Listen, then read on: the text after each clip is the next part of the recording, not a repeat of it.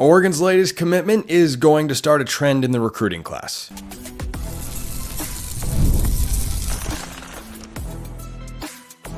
You are Locked On Ducks, your daily podcast on the Oregon Ducks, part of the Locked On Podcast Network, your team every day. Yes, it is that time once again for Locked On Ducks. I'm your host, Spencer McLaughlin. Thank you so much for making this your first listen or your first view of the day. Part of the Locked On Podcast Network, your team every day, and your number one source to stay up to date with the Ducks. If you have not already, please like, comment, subscribe, rate, and review wherever you listen to or watch this show, which today is brought to you by our friends at Game Time. Download the Game Time app, create an account, use code LOCKEDONCollege for $20 off your first purchase. Terms apply. Oregon's latest commitment, priorities in the class, all sorts of recruiting stuff to get to today, and the uniforms, they have arrived. They are here, and they are beautiful and wonderful. I'll talk about them later on today's show. But Brandon Finney is first. That is the name. Have not talked about him a bunch. I'd be lying if I said his name was really hot on my radar for guys that I've talked about extensively in the past few weeks on the show. He's come up a time or two, but he commits to Oregon, and he is the first defensive back that Oregon has gotten committed in the class of 2025. And that's the trend he's going to change. He is not going to be the last. I think Oregon's going to go fairly heavy into the defensive backfield. They're looking at a lot of big-time guys. I'll talk about some of them later on today's show, but Finney is somebody who I think is going to kickstart the defensive recruiting in this 2025 cycle, because overall it's pretty thin. It's Brandon Finney, who's listed as an athlete, but is likely going to play the cornerback position. Matthew Johnson, who is an edge player, defensive line sort of guy, Brandon Dorless hybrid type maybe. And Nasir Wyatt, who is someone that could play linebacker, but I think is just a pure Harold Perkins type edge rusher, the player at LSU, who was moved to linebacker this past year and was not utilized correctly. And LSU then fired their defensive staff. So those are the only defensive players Oregon has right now. That's just not going to last. And I think in the defensive secondary, you're going to see players continue to commit and continue to choose the Ducks and build out this class. But looking at what Finney brings to the table, 6'2", 185 pounds, four-star guy, composite rating on 24/7 Sports of around 92. He chose Oregon over Ohio State, Indiana, Michigan, and South Carolina, amongst others. He was actually fresh off of a South Carolina visit on June 21st, which is less than a week ago, and he ends up choosing Oregon. And speaking of those uniforms I mentioned that will come up later on today's show, yesterday I was discussing them and why this sort of stuff is worth discussing on a show such as this one. And I said, well, I think that it's far more than just a coincidence that Oregon is pushing all this stuff out there and teasing all this stuff and trying to get engagement in the middle of official visit recruiting season. And what do you know? Here we are. I, again, don't think it's a coincidence. Not saying it's the only thing Oregon can tell on the recruiting trail, but it's something. It's something that makes Oregon an identifiable brand. So the Ducks are back inside the top 20 on 24/7 Sports with the number 19 class in the country. First defensive back commit in the class of 2025, as I mentioned. Finney has got some real speed. He's a very fluid runner when I watch his film. Just somewhat, look, as somebody who was not a fluid runner playing sports growing up, I'm not big, but I don't, fulfill that stereotype of, well, you're small, you must be quick and nimble and agile. Nope, not even close. The sport I was and continue to be best at is golf. Yeah, I'll let that stand on its own. But 10.85 in the 100-meter dash. Some serious wheels. He competes in track and field as well. Certainly you figure that factored into his recruitment because Finney hails from Owings Mills, Maryland. I'd be lying if I'd said I'd ever heard of that particular town before. But that's a long way from home. But once again, Oregon showing they can recruit anybody, anywhere. It's the old Pat Hill line at Fresno State. Anytime, any place, anybody, anytime, anywhere. You get what I'm saying. Oregon go pull kids from wherever they can make a phone call, which is, of course, anywhere in the United States. And even outside the United States if they wanted to, as long as they have an international cell plan. So I like this commitment for Oregon, and he certainly is capable of playing both sides of the ball. I'm never opposed to corners that have receiver background. Maybe it's because I'm a Seahawks fan and Richard Sherman is one of the best corners of the last 20 years in the NFL, and he played receiver whilst at Stanford, switched over to corner, and a lot of those skills and familiarity with the position, having played it, just translates really, really well. And Finney is a guy that has some pretty high-level physical traits. 24/7 Sports Scouting Report on him noted that he does a good job getting his head around to find the ball and knock it away, which would be music to the ears to a lot of Oregon fans that, have seen some corners not succeed in that particular realm, or safeties as well. I won't name names here on the show, but I think we're all familiar with that. But I wonder how much the track and field played a part of it. When I watch his tape, he reminds me a lot of Jaleel Florence. Just, has the prototypical size, 6'1", 6'2", 185 pounds, so he's not too thin. Like, he's pretty well built. Could maybe add a few pounds here and there, but just everything looks like it comes very naturally for him because he's a dynamic athlete. So I like that commitment quite a bit, and I think it is going to get the ball rolling did not mean to have that rhyme there. It just happens sometimes. I think it's going to get the ball rolling for Oregon, continuing to land defensive players, which leads to a question that came in from the Subtext community. If you want to be a part of it, go join the flock over at Subtext. That link in the description below, wherever you listen to or watch this show. It's a free 14-day trial. Then it's just $5 a month, but you get all sorts of perks like priority mailbag access. So, question came in about the priorities I would assign to Oregon's 5-star pursuits in the class of 2025. And I think you can go a couple different routes here. Number one 5-star that I think Oregon should be after, I'll give you my top 3. Naeem Offord, current Ohio State defensive back commit. This is twofold. Number one, defensive secondary, got to load up with talent there. Oregon's kind of loaded at the portal or, backfield or front field, frankly. They're secondary with portal guys the last couple of years. I think having some more depth in the years to come is going to be beneficial. They've recruited that position well. They have guys like Roderick Pleasant waiting in the wings. Solomon Davis might have a breakout season this year, making the switch over to safety from corner. But the Offord, he's one of the top defensive backs in the country. Flipping him would be huge. And flipping him from Ohio State is the second part. That I think sends a very clear-cut message to the rest of the Big Ten that, yeah, Oregon's here and they're here to stay. I think they did this with Jeremiah McLaughlin.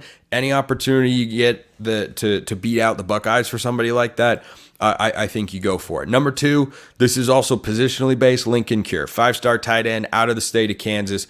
I think that Cure is someone who can make an impact as a true freshman. We've seen a lot of tight ends do that. Kenyon Sadiq did that a year ago. T. Ferg and Maliki Montevau did once upon a time.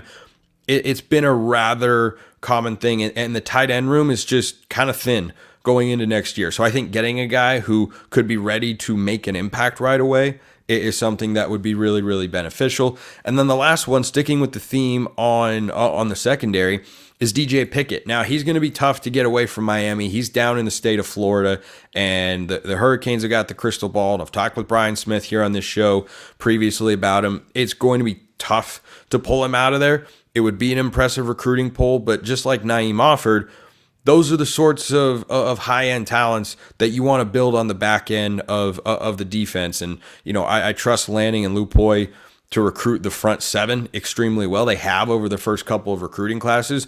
I see no evidence that is going to take a step back, though it hasn't ratcheted up in a significant way yet for this 2025 recruiting cycle. I think it absolutely will. So those would be the top 3 5-stars that I'd like to see Oregon go after. Naeem Offord 1, Lincoln Cure 2, and DJ Pickett 3. There are many more questions to get to on the recruiting front, which means you're just going to have to stick around to find out what those questions are, including one that I've talked about before, but have another thought on. That's coming up next.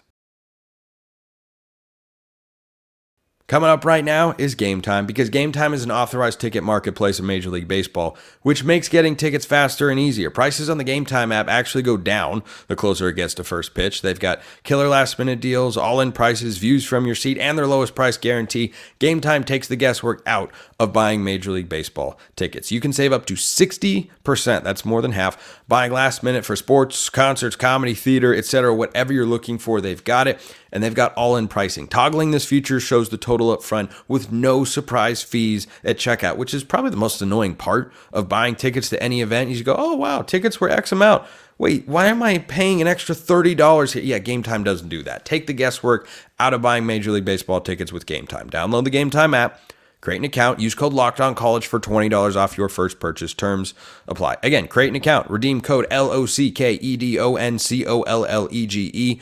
That's Locked On College is the code for $20 off. Download Game Time today. Last minute tickets, lowest price, guaranteed.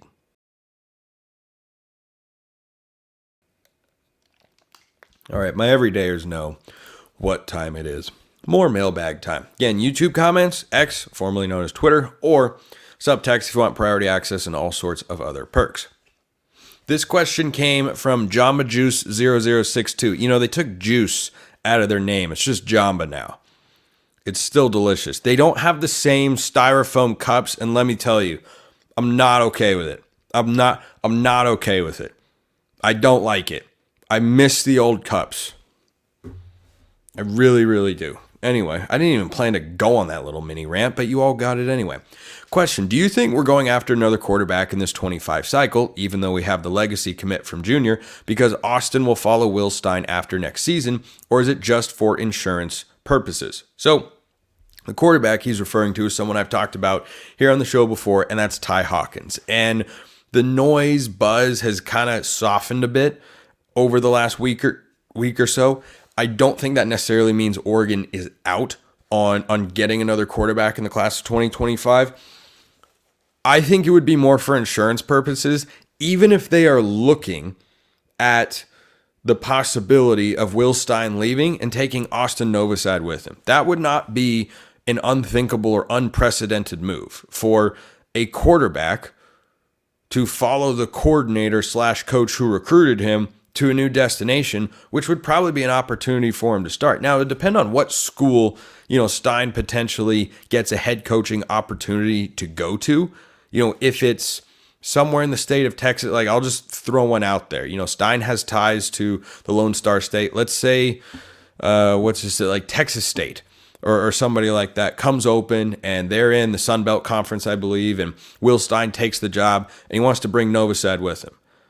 Well, that's a completely feasible scenario because Novosad looked like he could compete for Oregon's starting job next year. Would he rather battle Dante Moore, who's probably got some incumbent advantage given, his profile as a high school quarterback and his longtime relationship with Dan Lanning?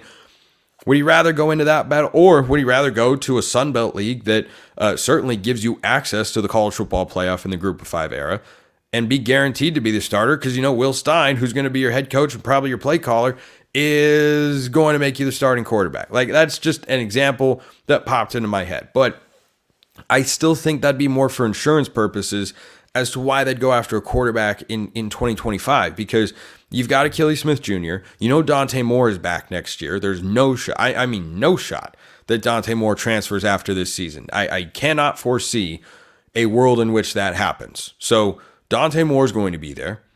Achilles Smith Jr. is going to be there as a true freshman. You don't expect a lot from true freshman quarterbacks. But then you'd still have Luke Moga in the room. And look, maybe you don't feel like Moga is even ready to be a backup, right? To be your top backup option in 2025, and you need to bring in a veteran at that point. But that feels like something you can actually find in the transfer portal. More than you would think, quarterbacks transfer around and they go to be backups some places. Drew Pine, I think, is the backup at... He was a starter at Notre Dame. He was going to start at ASU. It didn't work out. He left to go somewhere. He's the backup somewhere. I forget. Well, now I gotta look it up. Drew Pine he's at Missouri. He's the backup at Missouri. So he's backing up Brady Cook over there. You find somebody like that, going into 25 if you feel like you would need that sort of situation, who would have, more playing experience than Novosad would have had if he'd been the backup to Dante Moore next year. But, if those two guys leave together, Stein and Austin Novosad, then I think that quarterback room just needs a veteran backup. And then you let Luke Moga and Dante Moore battle it out. And if you're going with Dante Moore, well, that was kind of the plan, right? I mean, you brought him over to do that. So it would be an insurance move, I suppose, for the long run. Achilles Smith Jr., it seems like once he gets to Oregon, a lot of things would have to go wrong for him to not stick it out for at least a couple of years and be the starting quarterback or have a chance to be the starting quarterback. I don't think he'd be someone that comes in as a true freshman, expects to play right away. And then if he doesn't, he transfers out, especially since his dad came from a different era, that old school era where you don't play as a true freshman quite as often, especially as a quarterback. I don't remember if Achilles did because I didn't have the privilege of watching him play because I'm not old enough. But I think that for Oregon's quarterback room, they're incredibly set for many, many years. And do they need another name in 2025? No, absolutely not. Could it be to throw another option in there just in case? Sure, but are you just giving up on Moga? I mean, Luke Moga could be the best athlete. I think he is quite literally the best athlete in terms of his physical traits Oregon's had at the position since Marcus Mariota. He is the fastest runner and the most dynamic one since Mariota. He's on that sort of level. So, yeah, I don't know that they would do it because they anticipate Stein and or Novosad leaving, because you also can't guarantee that happens, right? It's more likely that Novosad leaves than Will Stein because you don't know what the coaching carousel will look like, whereas you do know what the quarterback battle is. But, one could leave, both could leave, neither could leave. A lot of unanswered questions going into next year's offseason. This question from Reginald. It's a good official name right there. Recruiting question. How much do we want 5-star players at positions where we are deep? Georgia, Bama, Ohio State have been able to stack them in the past, but in the NIL and transfer portal era, it seems like guys coming in with that kind of reputation are playing time hungry. I think we've been lucky with Dickey and Casper, though I'd like to see Casper play this year, staying with us. I agree, particularly on Kyler Casper. But look around college football and you see lots of guys transferring once they don't see the field enough in year one. Is that the situation we want 5-star recruits in, or would we prefer to be patient and win them when they transfer? Well, depends on the position. I mean, look at a guy like Dante Moore. You don't want to burn bridges, and this is just a general message because I've seen message board posts go awry on other fan sites before. Not this one, but message board stuff. Just fans comment, talking about whatnot. A kid will pick a school that is not their school, and fans will start to bash him. I know for a fact that kids have seen that before. Nothing good comes of that. First of all, you look bad. Second of all, it's the wrong thing to do. Third of all, it continues a cycle of negativity that persists in the internet, which is why I try to limit my exposure on the internet as much as I can. Ironic for somebody who does this as my job, but in my personal life, I use as little social media as I have to. That is a concerted effort of mine for a reason, because I try to be the most positive person that I can. But fourthly, you don't want to contribute to burning a bridge. Like there's just no upside. I think the guy that has this kind of story in my head, I believe it was Davian Sims, who's an Oregon commit, and I don't remember if he's on campus yet. He might not be. He was between Oregon and Oklahoma. And he chose Oregon, and then Oklahoma fans started bashing him, and then I think Zadavian saw it. I mean, if he entered the portal one day, you think he'd ever consider Oklahoma? No, of course not. So I like bringing that up any chance that I get. But with regards to your question on the depth chart, recruiting rankings do matter. Stars absolutely matter. They are not everything. Aiden Breland and Mateo Uyunglele both were 5-star recruits when Oregon recruited them. Then they lost a star rating on 24/7 by the time they got to campus. That didn't change the caliber of player they are. You're either a big-time guy. I mean, Jurion Dickey didn't have a 5-star till really late in the process. He was a big-time talent the whole time. He was the same player throughout his entire 2023 recruiting cycle. So, in the years before that, when he'd taken a bunch of visits and been to Oregon several times and whatnot, I think with regards to that position, it can depend on the position group. It absolutely can. Even 5-star guys, though, outside of a handful, I don't think expect to play a big role as a true freshman. I mean, Mateo Uyunglele was a rotation player last year. Aiden Breland could be a rotational guy this season. I think more guys than you would think understand that playing in your first year of college football is really hard. It's why one of the questions I ask, Brian Smith or anybody else that covers recruiting in depth and has for a long time, I ask, how ready is this guy to play as a true freshman? Most guys aren't, no matter what position you're at. You got to adapt to the speed. You got to learn a new playbook. It's got more plays. It's more complicated. The coverage concepts and assignments that you have to know as a defensive back in college are infinitely more complex than some of the schemes that you run in high school. The high school that I went to for a long time at Lake Oswego ran an incredibly simple defense. And it just wasn't that complex. They didn't have that many different calls. You look at what the defensive backs did. They had almost the same techniques and play calls on every play. It wasn't all the time, but gosh almighty, it was, you don't see the sort of constant and high-level communication in high school that you do in college. So like there are a lot of adaptive elements for guys coming from the high school to college ranks. And I think even big-time recruits are mostly aware of that. And all you can do is bring guys in, make them aware of what the situation is, how they're going to play, what their career is going to look like or can look like, what opportunities they'll be afforded. And if the kid decides, no, I'm not playing enough and he transfers, you miss 100% of the shots you never take. That doesn't mean you hit every shot that you do take. So I think that's kind of where it'd fall in that question. But it's a really good question. I like that one. I also liked, I liked them. The uniforms showed up, guys, and any girls out there. And gosh, I liked them. Coming up next.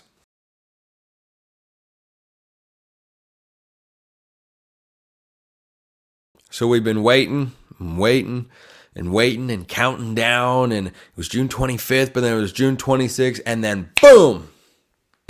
Generation O. Shout out to the Oregon creative team with a fantastic video, number one. Though I will say, as someone who has an irrational and ingrained, very real fear of our slithery friends, the imagery of literal black mambas, I didn't need that in the video. But again, that's just me. That's just me and how I am. But everything else, gosh, it was good. Gosh, it was really, really good. So the uniforms, if you haven't seen them yet, are, I think, a really, really wonderful ode to what has been, while also building upon what Oregon is as they go into the Big Ten. So this is the first all-black uniform I believe Oregon has worn since the Ohana uniforms in 2020 in the COVID year against UCLA. Previous time they wore all black, I think, was 2018 against UCLA. These ones are similar. They are certainly a more upgraded version. My favorite part of it is definitely the wings on the helmets. I think they look sweet. And look, the shoulder pads are also great. You've got the darkened wings on them, and then you have the steel plate that runs down to the front of the breastplate and kind of, makes a V on front. I think having both of those elements and incorporating them was kind of a challenging thing to do from a design standpoint, but paying homage to both of those eras of Oregon football and the Oregon uniforms, I thought was really, really good. And then the numbers are white, and then they've got that kind of neon lime green outline to them. I think they look sweet. And certainly this can't be the only color combination for these Generation O uniforms. I think we're off to a strong start here. I think this is a strong beginning to what has been hyped and teased and hinted at for a long time, because I looked at them and thought, those are fresh. Those are clean. And the way they worked the shoulder pads, I thought it looked awesome. And I don't know when Oregon first wears them. All black, that's typically something they've worn at home. Both the games I mentioned were at home. Washington 2010, when they became number one in the country for the first time ever, that was all black at home. So, maybe they roll them out first Big Ten home game against Michigan State. Maybe. I mean, I could see it. Michigan State's got some sweet white jerseys. That'd be a pretty good uniform matchup, quite frankly. So I'm a big fan. Let me know your thoughts. Like, shoot me your DMs, subtext messages, YouTube comments, wherever. Curious what you all think. The response on Twitter was really positive, but certainly there are a lot more people out there, hence the nature of this show. Some of you are in both places, and that's great. But yeah, I'd be curious to know what you all think, because I really liked him. I really liked it. I'm not like in the throwbacks from Washington State and the Fiesta Bowl level, but that's like a top 5 Oregon uniform all time for me. I think these look awesome, though. And on the back of the court redesign at Matthew Knight Arena, which I also think is better than before, solid stuff. Solid stuff. Look good, sound good is my rule as a broadcaster. Look good, play good. Maybe that's a rule on the field. Let's close. Definitely not close. Close with this question from Bud. You mentioned the youth movement among college football coaches. That includes Dan Lanning and Will Stein, by the way. Why do you think that is? What is the benefit in recruiting and coaching for younger coaches? So, coaching is an incredibly innovative and adaptive industry, and it always has been. And two of the reasons that young coaches excite a school more than an older coach is, number one, their ability to relate to players, because they understand things like social media or just kind of how to talk to kids or how to feel them out. And I think that when you look across the country, for the most part, not entirely, for the most part, a lot of the best recruiters are pretty young. Are there guys under 50? Now, Nick Saban was really good. That's the greatest to ever do it in the history of the sport. That's not, can't make that one-to-one comparison there. But Dan Lanning is a really good recruiter. Yeah, he's really young. Ryan Day's a pretty good recruiter. Yeah, he's not very old either, relative to, a Mac Brown, for instance, or Nick Saban this past year. Or, hey, how about Marcus Freeman at Notre Dame? They look really good with their recruiting class in 2025. Oh yeah, he's a young guy too. So that's one component of it. The other component of it is that when you are in an industry that is constantly having to adapt, young people tend to be more willing to do that because they're more open-minded and they don't know the old ways and they don't get stuck in them quite as easily. In my career, I can think of a parallel in this instance.